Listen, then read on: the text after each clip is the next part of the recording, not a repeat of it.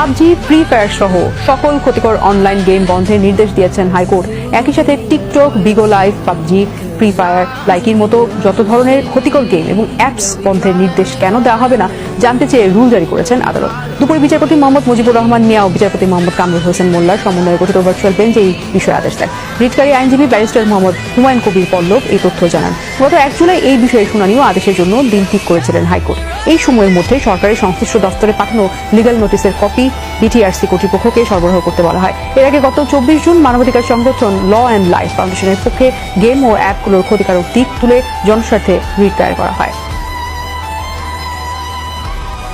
Young generation তারা ভীষণভাবে পড়াশোনা বাদ দিয়ে সারা দিন রাত এই যে গেমস ডিস্ট্রাকটিভ ওয়েতে তারা এটা ব্যবহার করছে এবং নেশাক্ত হয়ে পড়ছে। পাবজি, ফ্রি ফায়ার সহ এই জাতীয় সকল ক্ষতিকারক অনলাইন গেমসগুলির সকল প্রকার লিঙ্ক, ইন্টারনেট গেটওয়েজ আগামী 3 মাসের জন্য বাংলাদেশে বন্ধের নির্দেশ দিয়েছেন হাইকোর্ট।